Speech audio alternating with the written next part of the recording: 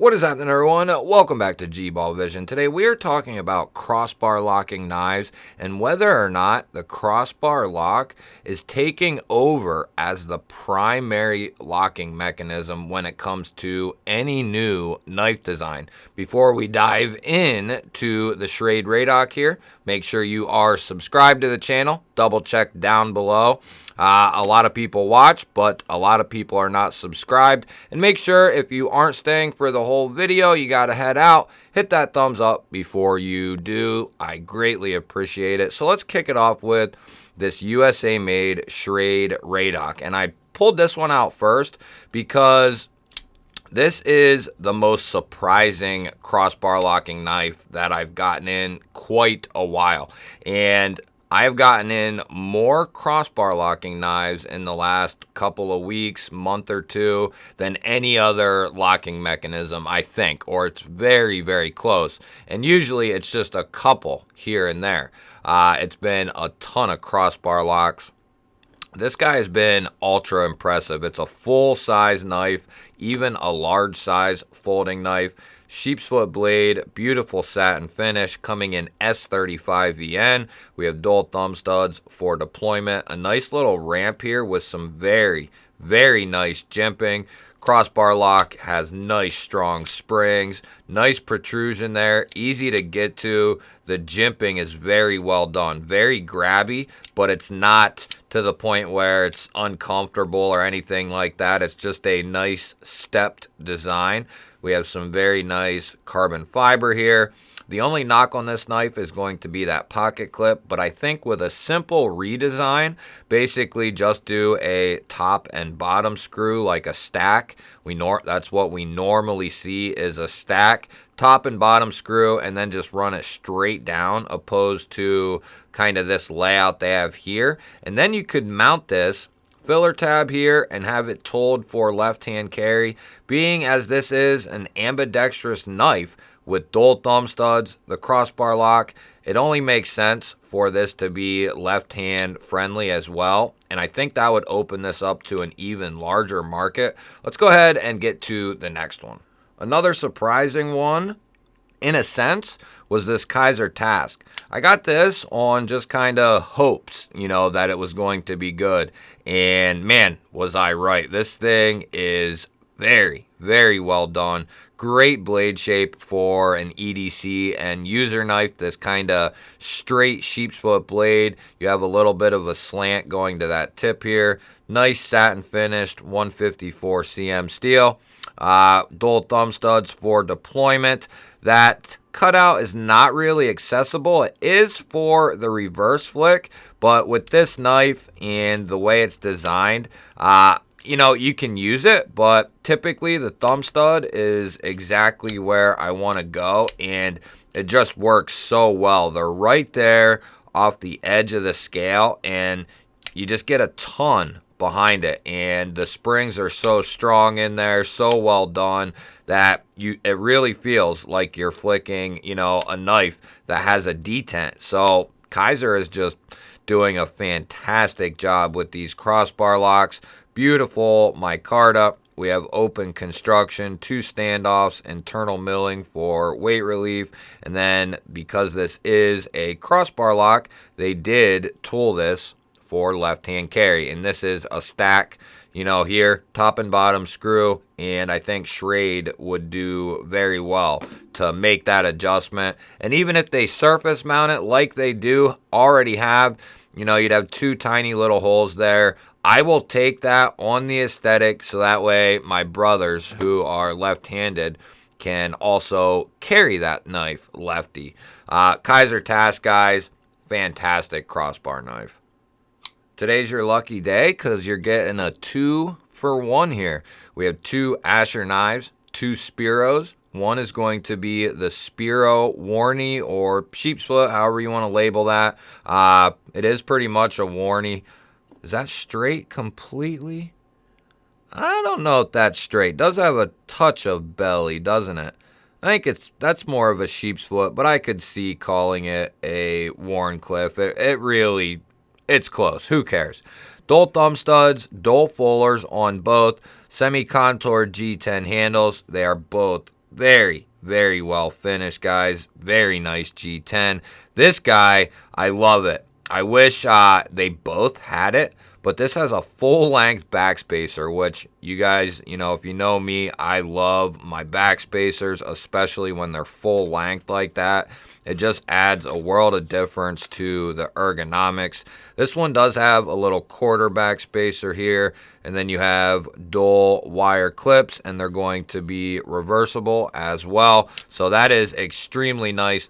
Springs are nice and strong in these guys, and the crossbar locks that Asher does are just very well done.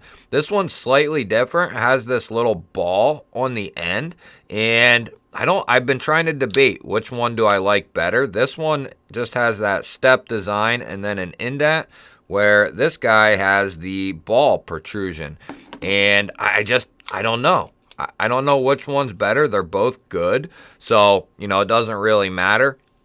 And that's why I'm saying, guys, and was my idea for this video, literally every other knife or every third knife that I've either bought myself or gotten in has been a crossbar locking knife. I've had a few frame locks, a few liner locks, a few different button locks, but the main, knives that I've been getting in have been crossbar locking knives. It's insane.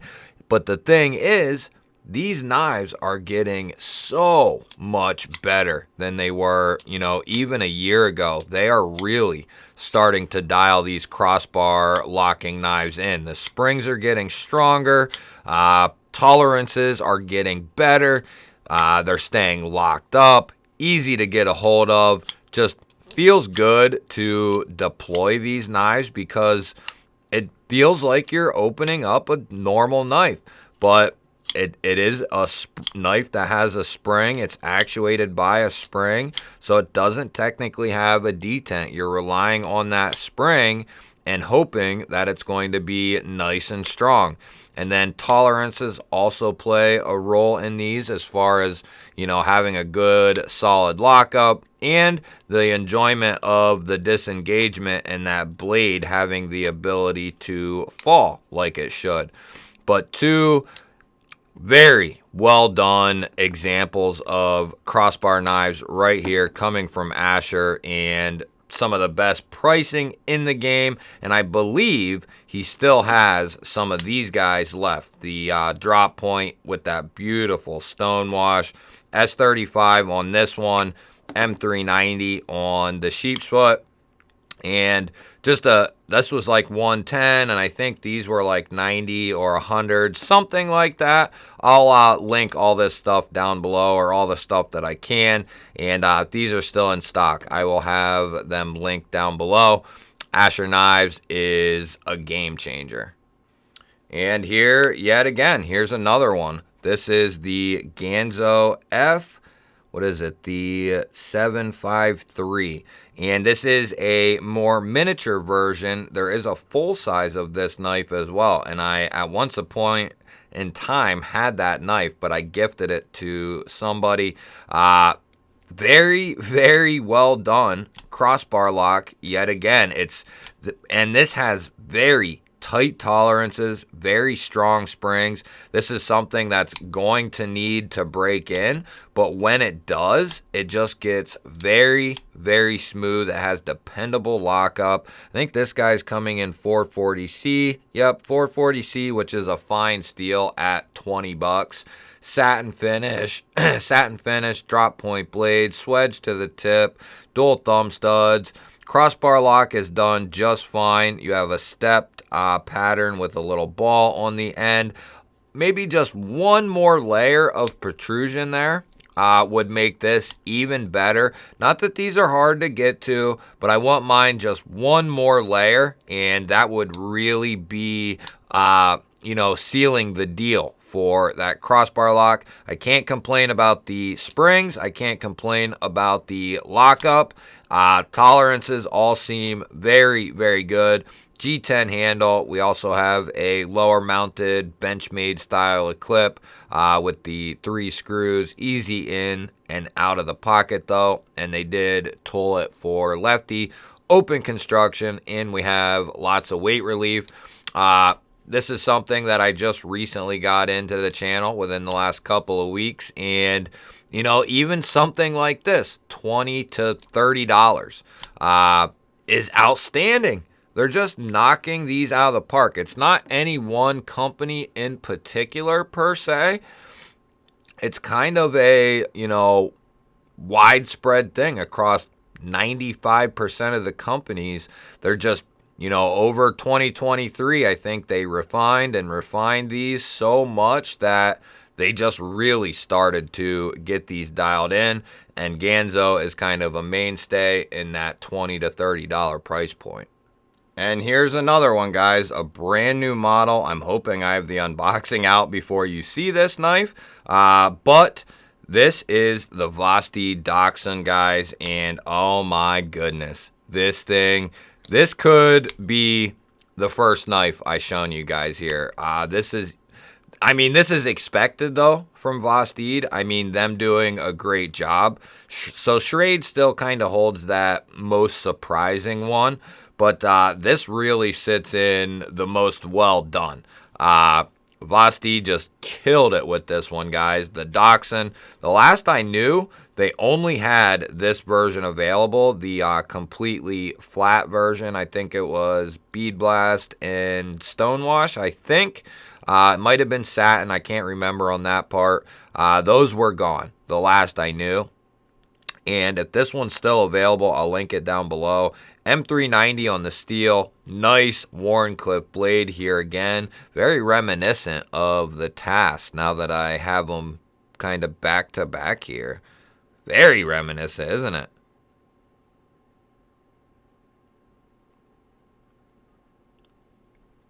That's very, very similar. The Dachshund's a little bit bigger. I was really focusing there, could you tell? Beautiful blade shapes. I mean, sheep's foot aren't, you know, anyone can use this type of blade shape. So it's a very common shape, and it's one of my favorite blade shapes, I might say. The nice semi-straight or completely straight edge going to some sort of tip, you know, whether it's more canted or whether it's more, you know, more slanted or more elongated to a finer tip.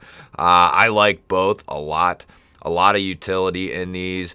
Here we have dual thumb studs again, but we have a added front flipper, and it is very well done. You can get a nice amount of leverage on that guy. As soon as you get up on there, you can easily flick this guy out, and then you can do all the front flipper, you know, things that your little heart desires, the little pointer finger roll over there, and then you can do the old reach around. And what really is awesome is this is all titanium, guys. So we have a titanium crossbar locking knife, and these are not, you know, everywhere. Typically it's micarta, G10, FRN, but, you know, carbon fiber. But here we have titanium, which is a beautiful transition. You know what I mean? This is something I really have enjoyed. The crossbar lock is done very, very well. Nice strong springs, easy to disengage. Big fan of this. Step design, and then you have the little indentation like the one Asher. Just very well done from Vose. We have chamfered edges all the way around on that milled pocket clip. Very, very nice. Going to be reversible for our lefty brothers out there, and they threw a filler tab in there. Nice full-size knife. Absolutely loving the Vose Dachshund. I'm also hoping that I have the unboxing for this out as well. I should.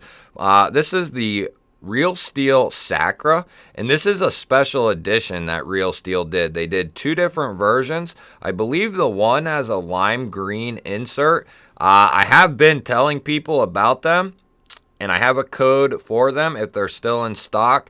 A capital G-Ball Vision will knock the price down to like $65 for this thing, and I 100% agree with the retail price, and a huge shout out to them for the coupon code. It's only for my viewers, and this thing is fantastic, guys, all the way around. This is kind of my sleeper model, if you will. We have a powder-coated orange K110 drop point blade, dual thumb studs, nice sharpening choil, extremely sharp out of the box. We actually have an integral design here. This is one solid piece of steel, and it's folded over, which is going to act like a full-length backspacer, and it is extremely comfortable. We have onlays of nicely finished G10, and then we have textured G10, I believe is what that is. It's like diamond textured. Then we have a nice minimal deep carry steel rollover pocket clip here, going to be left-hand friendly. And guys, the way they did this crossbar lock here, it is so comfortable. The springs are absolutely beautiful in this thing. It's so nice. It's kind of, I don't know. I was going to say it's kind of like a bug out killer to me at that price point. Like, I would, if I didn't have the S90V and carbon fiber bug out, I would almost be inclined to take this over many of the various bug outs. I love the orange powder coat. I don't have anything quite like this. I like the orange frame. I like the black contrast that they did with the G10 and the hardware. Just an outstanding job on these. Like I said, there was very limited numbers of these left. There was a couple of these left and a couple of the yellow lime insert. G-Ball Vision, all capital, will knock it down to like 65 bucks. I will link it down below. I'll link the website and the coupon code. If there's any left, guys, I can highly recommend it. If this is something, you know, if this is your flavor, you know, something you would be maybe interested in, definitely going to stand out. You know, if maybe you take the, you know, hikes or go through the woods or whatever. This would be a nice knife to have that's really going to stand out. If it were to get dropped or put down and forgotten, you know, you'd be able to easily find this knife, and very affordable. K110, great crossbar lock, great action, very nice ergos, and it's a good size too. It's not a, you know, it's not a massive knife, but definitely in a good size. Let me know what you guys think down below. Are crossbar locking knives taking over the industry? What do you think of these knives? What are some of your favorite crossbar locking knives? I love hearing from you guys. You guys give me more to go off of. Give me ideas for future videos. So really appreciate it when you comment. Make sure you hit that thumbs up button. And if you're new or you've been here before and you're not subscribed, hit that subscribe button down below the video. I would love to have you here. Otherwise, guys, I will catch you on the next one.